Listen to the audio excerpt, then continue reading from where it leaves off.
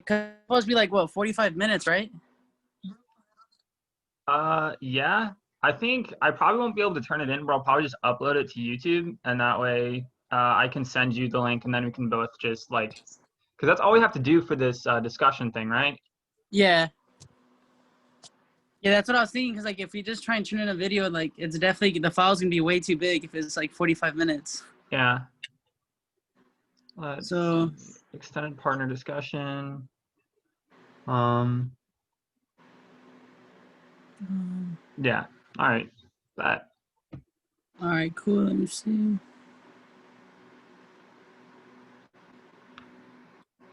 All right. So it is 7:59. Let me start a quick timer. Sounds good. All right. You just want to start up at the top? Question number 1? I have them pulled Yeah, up right sure. here if you don't. That'll work for me. Alrighty, the question is, the political organization of a society often faces a conflict between what is best for individuals and what is best for the society as a whole. For instance, it might be easier for Tom if he receives free cancer treatment, but it is best for society that taxes are never used to treat persons who have lung cancer due to smoking. Likewise, it might be best for you if ASU were to build an extension branch down the block from your home, but it would not be best for your neighborhood since this would bring a lot of traffic and noise. What do you think are some current battles between the needs of individuals and the needs of the group? What do you think are possible future battles, and how can we resolve these conflicts? Well, I mean, So, this question is really easy because we are in COVID era, right? Where yeah, there's like pretty much like every major health, like public health decision is just basically curbing the rights of individuals because like, come on, there's a pandemic, right? You gotta sacrifice that for yeah, the for sure. safety of the group. And so, but other than that, I mean, there's like, um, to me, like there's a lot of like public health stuff, even like outside of COVID, where if you like socializing healthcare versus privatizing healthcare and stuff like that, and because it's it has to a lot of times do with like the needs of the individual are, I don't want to make my tax dollars going towards X social program because I think it'll be misused. And Yeah.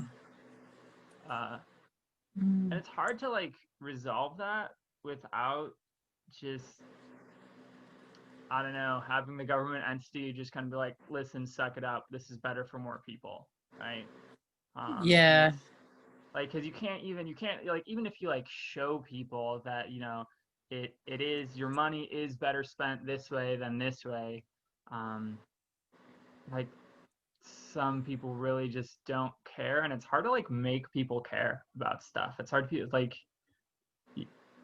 which is the biggest issue. I mean, that's why I think like where most of the issues between like the issues of like the individual and the issues of the group fall in is it's like Yeah. so hard to make individuals like care about the group if they don't already care.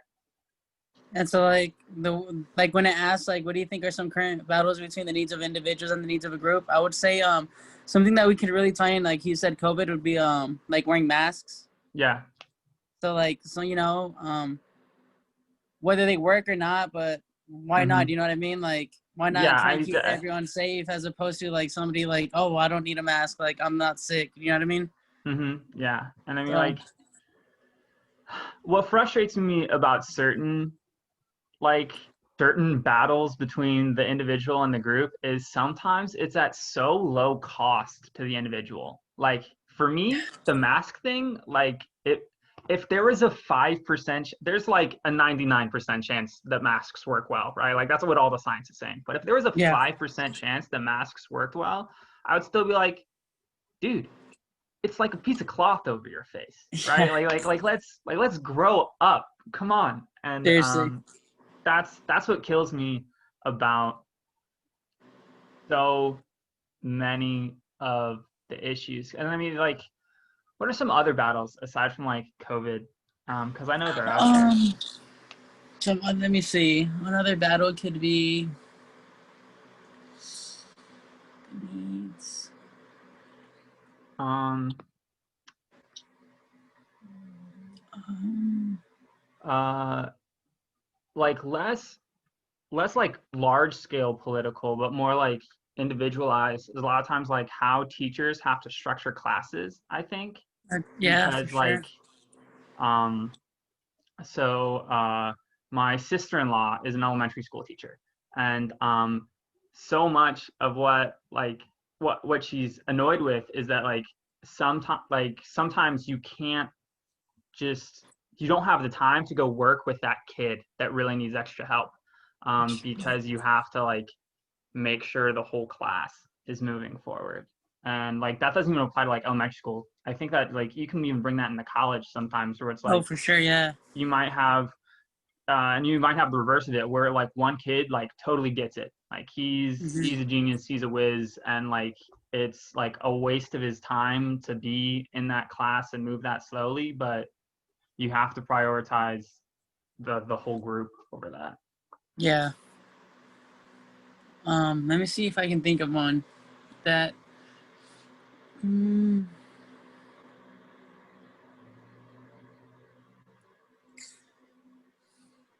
Like most laws, to be honest, most laws, like if I think of like even things like speeding or gun control, yeah. right?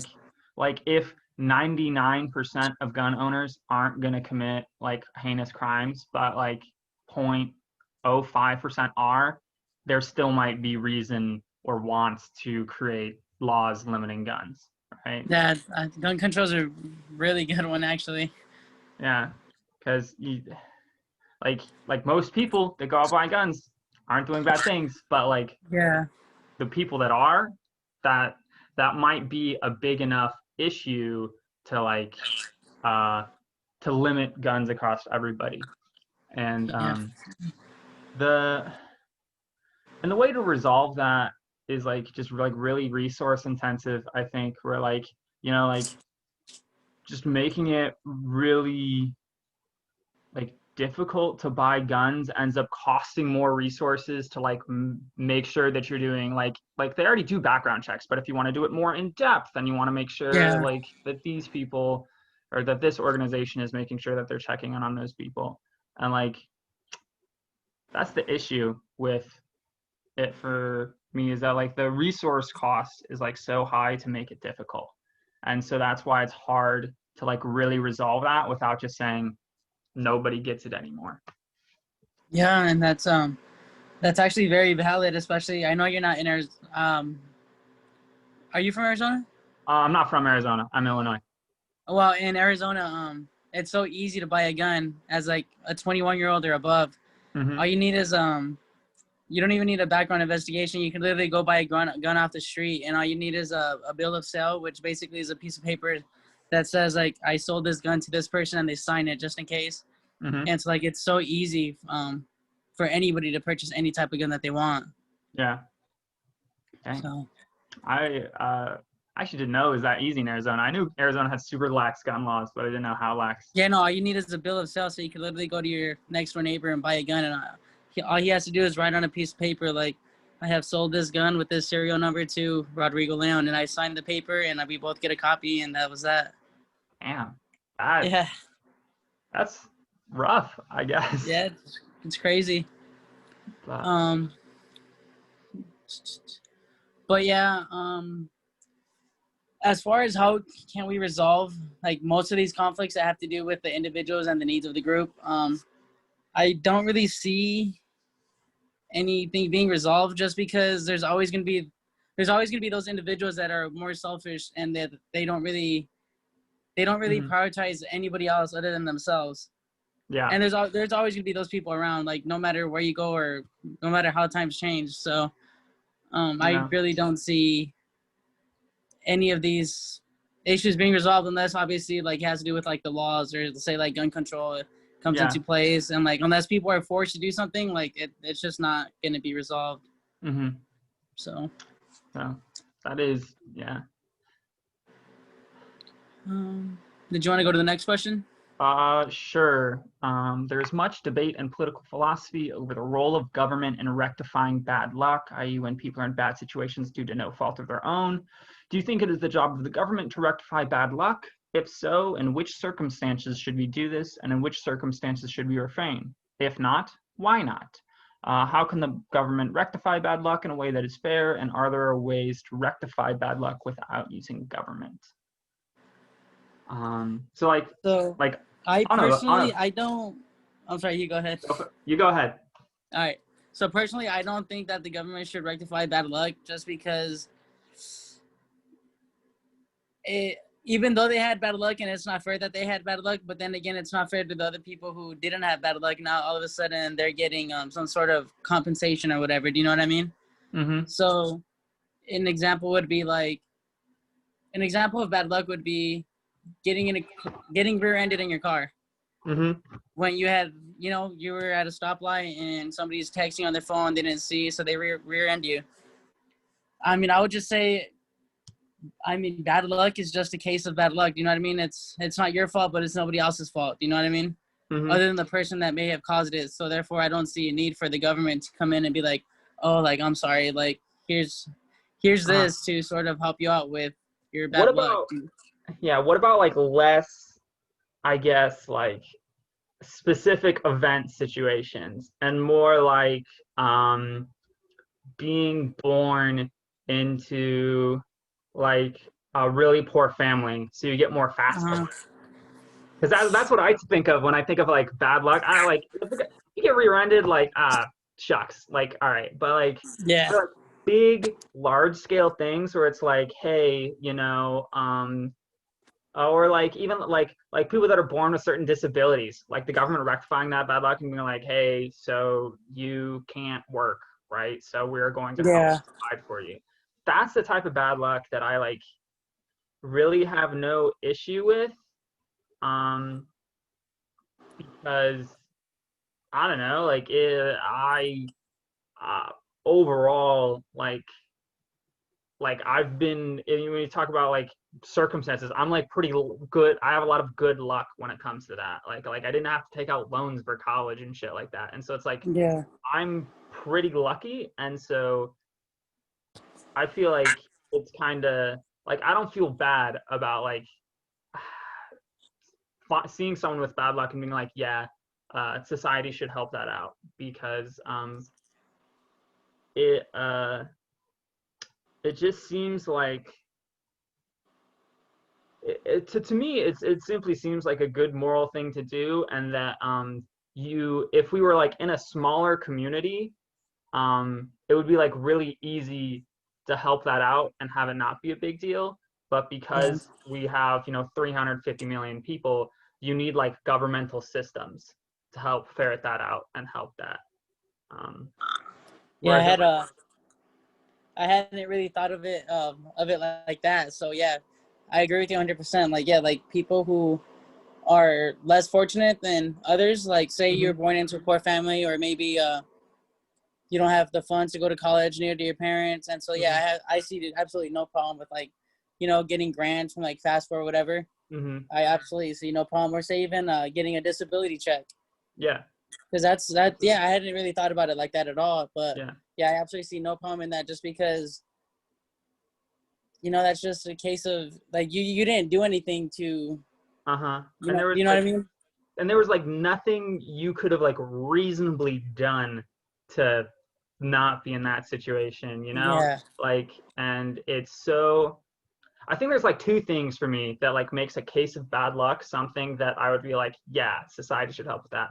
Hmm. One, like the degree with which you could have somehow not been in that situation if you were like living your life in a better, more competent way. And then two, like the degree at which it affects you. Because like when I think of like healthcare, like one of the biggest issues with healthcare, especially in the US, is there are going to be so many cases of socialized healthcare where this society is going to be paying in for like situations that are entirely that person's fault.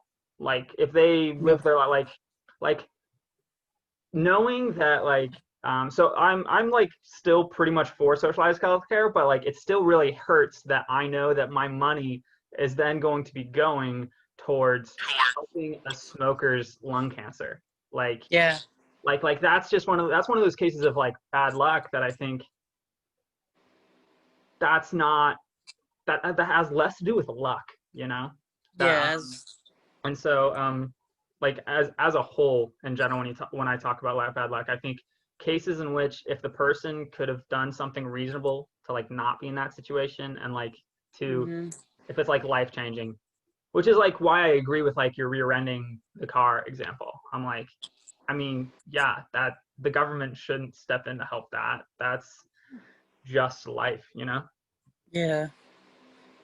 Um, are there ways to rectify bad luck without using the government? Um. I mean, I would say that me personally, I would say the only ways that there is if someone you know steps in and helps you. Do you know what I mean? Yeah. Because I don't think society is gonna help you on their own, Mm-hmm. Yeah. unless I mean, obviously, like I don't know, an example could be like a homeless man on the street. Yeah. If people are giving him money, is that do you consider that, like rectifying bad luck or? Uh, I mean, yeah, but it's like not enough, you know? You're not like really Yeah, rectifying it. You're making, oh, hey, you know, your garbage, shitty luck. It's now just like pretty garbage, shitty luck. And like, yeah. So I that's mean, not I enough. would say without the government, I think it'd be pretty hard, just because. I mean, but then again, you see, like sometimes, like you go on social media and there's what do they call them? There's just like app or something where like you can post it and like people can come and they see your story and like Mm-hmm. I think it's GoFundMe, a Oh, GoFundMe yeah, account. GoFundMe's, yeah. So like GoFundMe, yeah, and they just can like be like, charity oh, in like general, I guess. yeah, yeah. But So my biggest issue is that like as great as those are, like they don't do enough, you know? And like it yeah, like really depends on um like it like really depends on people giving out of the like just generous spirit of their heart, whereas like if you do it through the government where it's like a form of taxation where it's just like an expected, hey, you're going to do this, like yeah. I don't know, people hate getting taxed, but like no one's, you know, starting revolutions over it anymore. So True. and uh it's like just kind of like one of those things that you accept and move on, and that's why I think like it's almost always going to be like better to do it through government when government is competent. That's always like a big issue, but Yeah, yeah, it's just kind of one of those things that like it's so it's so hard to expect it all to happen through charity, you know? yeah, for sure. Especially just because I mean, I would just say that there are many other people that we don't know about. You know what I mean? So like, yeah, you're Mhm. helping a charity, but there's many other people that are just like that you're helping, but that nobody knows of. You know what I mean? Yeah. So, gonna go on to question 3. Yeah, sure. Alrighty. The principle of charity states that we should try as hard as possible to understand our opponents, i.e., people who disagree with us, in the best possible light. One reason is a good path is it can help persons compromise and work together towards solutions. In the current political environment, many people think that we are more divided than ever before. Can you think of examples in political discussions where people refuse to interpret each other charitably? Why do you think they refuse to do this? Is there anything we can do to make society less divided? And how can individuals try to change their own habits so that they are more likely to interpret other people charitably? Um, can I think of examples where people refuse to each other charitably? I think it's harder to think of examples where people actually like interpret each other charitably. I feel like a lot of political discussions, it's like um, not a lot of real communication going on. Like, did I you mean, ever? I don't know if you saw it yesterday, but like the presidential debate. Yeah. Oh my God. Yeah, What a shit show. it really was. But yeah, an example. Spirit is in the best light.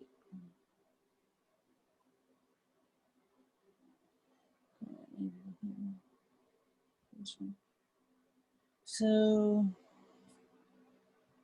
why do I think people refuse to do this? Like that gets like a little bit into psychology of like where it's like there's like a lack of empathy for sure. It's like yeah, you're refusing a lot of times, like when that happens, especially in arguments, it's like you're refusing to like believe that the other person has thought about this subject just as much as you and has yeah, just as many reasons for why they think what they think. And like so many times people think that the opposition believes certain things because of like, oh, just a few flawed reasons, and I just have to change those few flawed reasons and then they'll be on my side. And like that's totally not it. yeah, People have definitely large reasons for why they believe what they believe, and like a couple, I don't know, like haha gotcha moments aren't gonna like a lot of times aren't gonna change somebody's entire belief system. And yeah. so And I think it's just kind of human nature at the end of it. You know what I mean? Like yeah. at the end, like if you just say, if I've thought about something for so long and I'm set, okay, like this is like I've thought about it for so long that this is like basically like what I believe in. And yeah, I may hear the other person out. Like I'm not, you know what I mean? Like I'm gonna Hmm. let them talk and I'm gonna hear them out. But at the end of the day, like I'm still gonna believe in what I believe in. You know what I mean? Yeah.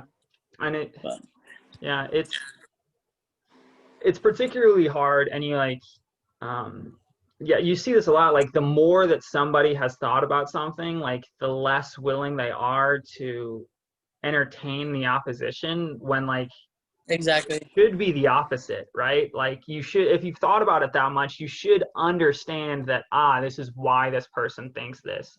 But it's like the entire opposite, where it's like, no, no, no, don't worry, I've thought about this more than you have, and this is what I think. And it's like, but everyone thinks that, and that's just super fucked about it.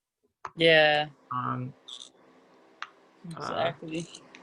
is there Um, anything we can do to make society less divided? Um, like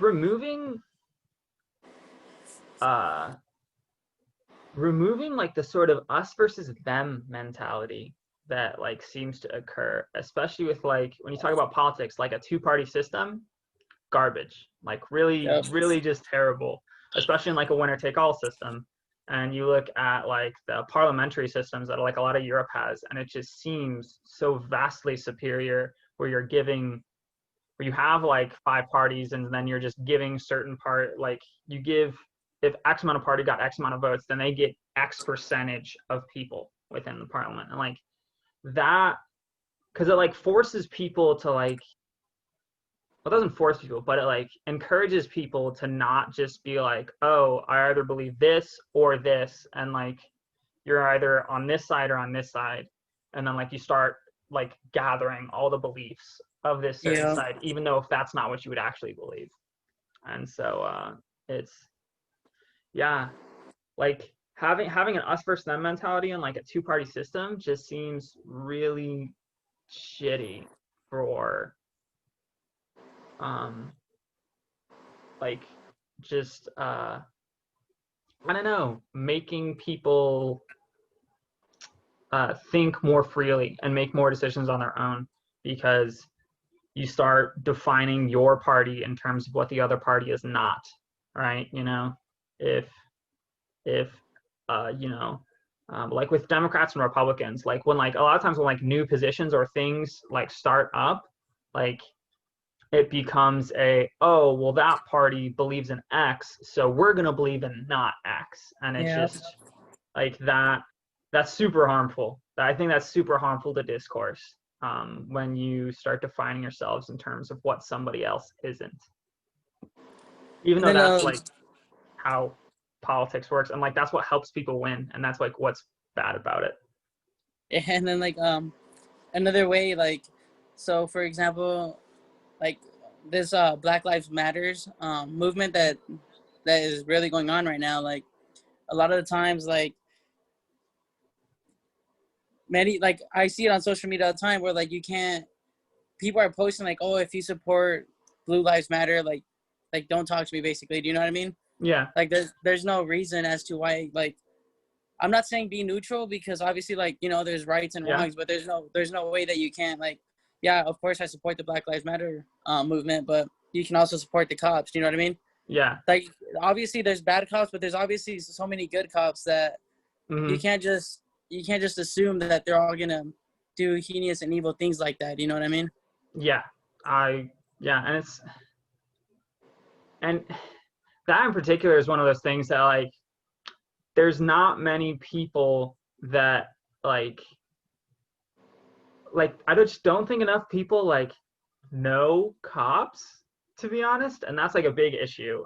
Yeah. Whereas like when you have this like huge wave of like cancel all of these people, it's because you have like refused in some way, shape, or form to like recognize that they're like individual people. And I think actually the whole Blue Lives Matter thing is I think that's definitely like a really bad example, or like a really strong example of like people refusing to uh, use the principle of charity. Because like I in no way, shape, or form really am like all for the Blue Lives Matter movement. I don't think it's helpful. I don't think that it's I don't think that it's helpful to discourse. I think it's like kind of one of those like all lives matter thing where like Yeah. it's only a response to something else that somebody believes in, right? You're Yep. saying I don't like what you're saying, so I'm going to create something that's this and similar to it. And so now there's this battle. And that's why Yeah. that's a huge issue. But I still think that, you know, nobody is taking seriously the idea that not a lot of people on the BLM side are taking seriously the idea that there are lots of cops that don't do anything bad, right? That are just Yeah. there to do their job and, you know, try to help people. And yeah, that just And another example would be that so I don't know why, but well, I guess so I'm Mexican, and I'm mhm, from Southern Arizona, so yeah, I'm like 35 minutes away from the border, from the mhm, Mexican border, and so many people think that, like, oh, like, it must be a shame to be Mexican and support Trump, or like if you support Trump you can't be Mexican, like, and stuff like mhm, that. So that's really like a big that's really kind of like where it really gets all divided, because, you know, a lot of times people, they don't really understand everything, so that they automatically assume, like, oh, like, I'm not even gonna acknowledge, like, I'm not even gonna acknowledge their side, because, like, you know what I mean, some yeah, people are just so hard-headed that, like, it's my way or the highway, basically. mhm, yeah. And So that's it's always one of those things that just like it seems so basic that it would be better for people to apply the principle of charity. But because it's easier not to, people just don't. yeah. And like uh that's yeah, that's just how people are sometimes. Um and so how can individuals try to change their own habits so that they're more likely to interpret other people charitably? Um Asking more questions, especially in an argument. Especially in an argument, the more actually, and also I think this is just a better way to like actually elicit change in somebody that you're trying to argue with or like debate about is uh, it's very it's very hard to tell somebody something that's contrary to their own belief and them just believe you over what they've thought. But Yeah. in asking questions, you get them to think about their own beliefs a lot more, and you also hear a lot more about their beliefs and like why they believe those things. And that's like those are two things that are more conducive to changing people's minds Yeah. Instead of stating their own beliefs, where it's just like, I believe this and it's for X, Y, and Z, right? Like you can have Yeah. 100 of those arguments, and like as long as you're just like the person saying, well, I believe or I believe this because of X, Y, and Z, you're like not engaging in any actual critical thinking. You're just stating points that you've heard. And so that's never going to change your mind. That's never going to change anybody else's mind. Nope. Like asking And questions. I would say a big thing of that is the tone of the message you're trying to send. Yeah. Because if someone's trying to convince you of this or of so and so, and they're coming at you very strongly, Mm-hmm. but if they're understanding on your side, then you're more likely to be understanding of their side. Do you know what I mean? Yeah, because it feels less like uh, two people fighting about something and more two people trying to And conversing in a ascertain the way. truth about something, right? Yeah. Mm-hmm. Which is good. All right.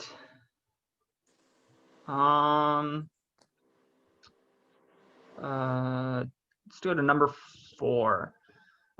During the COVID-19 pandemic, we faced many difficult choices as far as policies that might increase safety, but that also might be very burdensome. Look at this in light of utilitarianism. In particular, think about Mill's utilitarianism that distinguished different types of pleasure, i.e., Mill considered intellectual pleasure higher than physical pleasures. Second, think about things in terms of Bentham's utilitarianism. Bentham thought that all pleasure was equal. What different COVID-19 policies might Mill and Bentham recommend, given their different views about pleasure? In general, what COVID policies do you think fit what utilitarians would recommend, and which ones would not?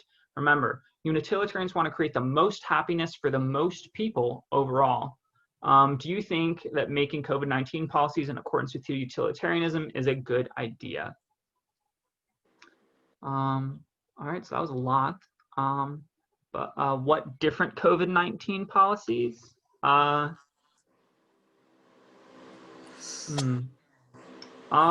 What exactly did he mean by, like, what counts as like a physical pleasure, I guess? Because if Bentham, right, he was the physical pleasure, he was all pleasures are Yeah. equal, right? Like I mean, he wouldn't care as much about Bentham would care more about the fact that people like during like quarantining, or just the fact that like so many things have been shut down. Bentham, that would like really frustrate Bentham, as opposed to Mill, who, if he thought that intellectual pleasure was like better than physical pleasure, Yep. he's like, well, you're in your home, you can, read and still talk with people because of technology, and there's so much that you can do from your own house. And it's like, I definitely agree with Bentham a lot more about. I definitely think that like, I don't think that all pleasures are equal, but I definitely think like discounting certain pleasures because discounting certain pleasures like so wholly is like very bad. Yeah. Like, uh, So, what different COVID-19 policies? General.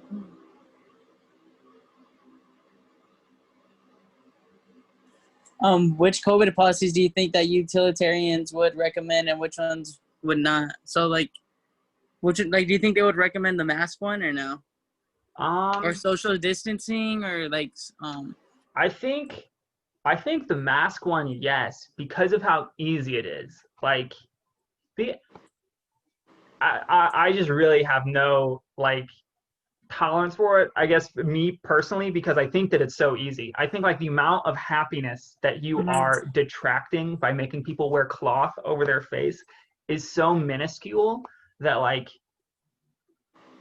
if you save like, I don't know, like 1,000 lives, but everyone had to wear a mask when they went outside, like 350 million people, all of us had to do it like all the time, and you save like 1,000 lives, I'd be like, comparatively, that's nothing. It's like 0.01% of what you're doing is good. But like, it's just so easy. And so what's like really scary about utilitarianism when you take into account this thing is that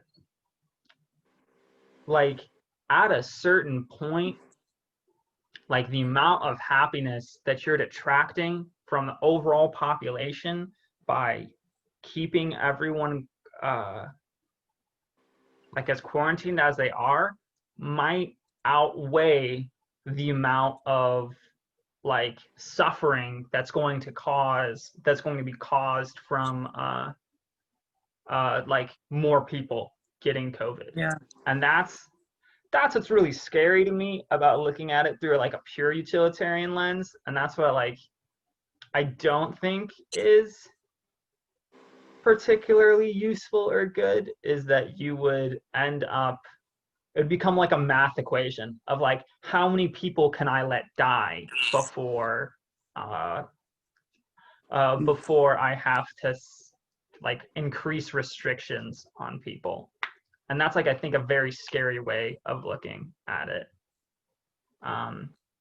when I think the goal should just be to make the least amount of people die, Yeah. rather than if happiness becomes a math equation. It's like, yeah, sure, like I can let 30,000 more people die because I'm going to get 3 months more of no quarantining, which will increase happiness by X amount.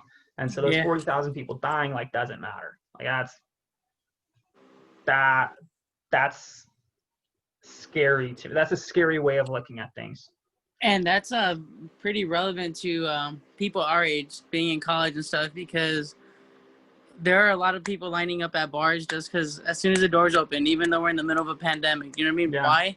For what? For 3-4 hours of socializing with your friends? Do you know what I mean? Like, Yeah. for that risk that you can take of like, say you get it, you go home, you give it to everybody in your house. The next day you go to work, you give it to everybody at work and all of that. But it's I don't know, like that's like a domino effect. You know what I mean? Yeah, definitely. So, Definitely, especially because like, oh my gosh, when Arizona had like no restrictions over the summer, oh my, it was crazy the numbers that we put up. It was, they were insane. yeah, And there were still people lining up outside of bars and yeah, clubs, and uh-huh, it was crazy. yeah. It's crazy. Illinois was like super strict, super early, which like Yeah. definitely sucked. But also I'm like, all right, kind of glad that happened. Just because like we have Chicago, which is like such like a big metropolitan area, and like the suburbs are like pretty densely populated, and so like they were very quick to crack down on like, no, nobody, like mandatory mask orders were like one of the first 5 or 10 states to do it. And it was so weird actually, because I went home like the week after spring break, and like Yeah. everybody, like even like the week or two after spring break in Illinois, everyone was like, nah, like friends were like, especially because I think like the fear was at an all-time high. Like Oh, friends were like just straight up saying like, nah, can't hang out because like I've got like my grandparents living with me, and I'm like, yeah, no, that's absolutely fair. But then I like went back to Arizona, and everyone was like, yeah, I don't give a fuck, and I'm like, damn, but this is kind of crazy. really though, It was so really though, crazy, like the different levels of and the huge thing was Governor Ducey, because he never really we've had a mandatory masks for maybe a month now, a month and a yeah, half, when this has been going on since like what, February? yeah, like super Like, super early. and like he wouldn't close down the bars, he wouldn't close Uh-huh. down anything, and like now the bars are open again and we're slowly seeing our cases go up again. So I mean, Yeah. Have you heard of it's all the bullshit that's happened with like a couple of frats and sororities on campus? I haven't. Oh my gosh. So like in the GLV, like they had to like pretty much evict a lot of the students that were living in the GLV, and said Yeah. because there were like too many cases, and they basically said, all right, you guys can't live here. And so they moved them out to like different housing where they only got their own things. What? One of the frats got fined $20,000 because they threw a Yikes. party. And like the rule was in the GLV, for every one person you have that's not a part of your frat, if you're like doing anything, that's $1,000. It's like 20 people, and so it's like $20,000. I'm like, Yikes. Jesus fuck. I think 3 sororities have gotten suspended for the year. Like that's it. I'm like, God damn it, ASU, come on, like just Right? fucking just like bear Yeah, down, like that's, batten down the hatches for like 4 months. Come on. And yeah, so, that's crazy, man. Um, all right, let's go to number 5. Peter yeah. Singer argues that we are morally obligated to give to the poor up until the point that we are almost as poor as them. Do you think that people are morally obligated to give this much? Why are we not? If not, how much are they morally obligated to give? Suppose that everyone gave away the amount of money that they are morally obligated to give away. If this happened, do you think there would still be a need for government aid in the form of welfare benefits like food stamps and college age? Explain why are we not? Do you think that the government would spend its time better if it tried to educate persons on the value of giving to the poor instead of forcing people to give through taxes? Why are we not? So I don't think that we're obligated to give poor people money until we're as low as them, but I do feel like if you're better than them, then I feel like you are, like, anytime you're better than them, I do feel obligated to, like, oh well, Yeah. here's some spare change. Do you know what I mean? And I'm Mm-hmm. not gonna do that until I'm as poor as them. But anytime I have more than them, if that makes sense, I do Yeah. feel I do feel obligated to share a little bit. I would say, suppose. Mm-hmm. Yeah. Mm. I think the issue with giving giving in excess is that it like warps how society works and warps how much it warps how people view uh success, I guess.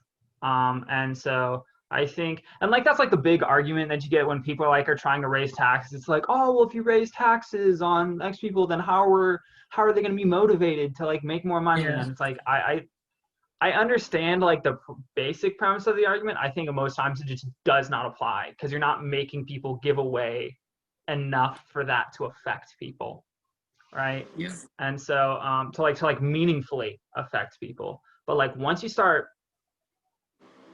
like making an obligation for people to give away and so that it's meaningfully affecting their lives, um, it it gets to the point where like, all right, so if everyone did this, if we had like 1 point of like equity where everyone gave away their money in the US and so that everyone was equally as rich, you're still then going to have people who use their money poorly and people who use their money well and people who work better or more to Mm-hmm. make sure that they amass more wealth. And like you're still eventually going to get like some level of distributions between people. Yeah. And so that's why I don't support giving away in excess, because then like the people that just make more that made more money with their money, like what are you going to do? Like, oh, we have to give that away again. Then like what becomes the point if you're always having to give away to get back down to where they are? But so I think the whole excess thing that giving away in excess that Singer's trying to put forth, don't really vibe with it. But I think on the whole, there's definitely some form of obligation, right? Because it goes kind of back to like the bad luck thing. Like a lot of the times, it's just bad luck. Like it's just uh, and true, people can like work through bad luck, and a lot of people do, and it's incredible. But like so many times, like if that person wasn't in that shitty situation, they could be where uh, everyone else was at in terms of like a success standpoint. Yep. And do you think the government would spend its time better if it tried to educate persons on the value of giving to the poor instead of forcing people to give through taxes? Um, government will spend its time better.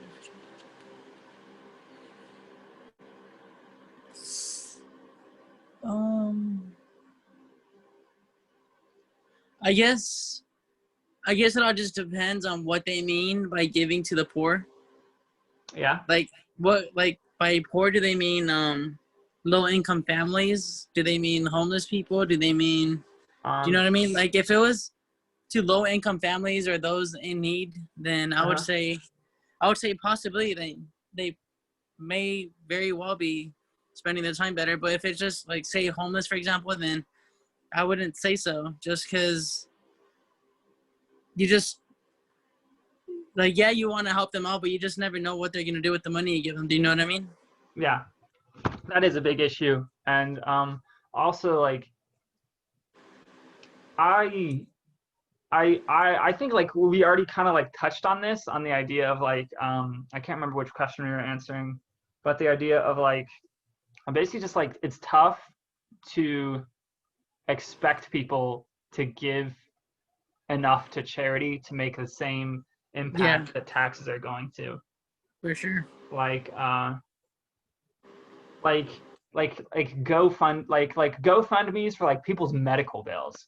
Like like instead of doing that, and like if the government spent as much time as it did, like if all of like Medicaid became GoFundMe's, like, and the government spent all that time and money that it would working on Medicaid as it would on trying to educate people to like give to those in need, there would be no, it like would never work. It wouldn't even be fucking close. No way.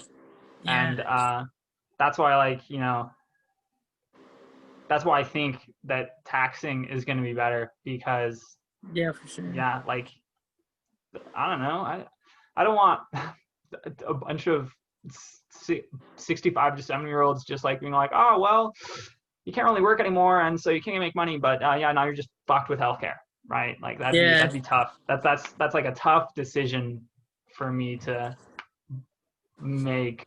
For sure. So yeah, well, we hit our 45 minutes. We made it through most of them. So I'm gonna download this, and then yeah, I'll send you the link and or let you know if I have any issues with anything. Alrighty. Okay. All right, thank you, Daniel. Of course. Sounds good. Good night, bro. Night.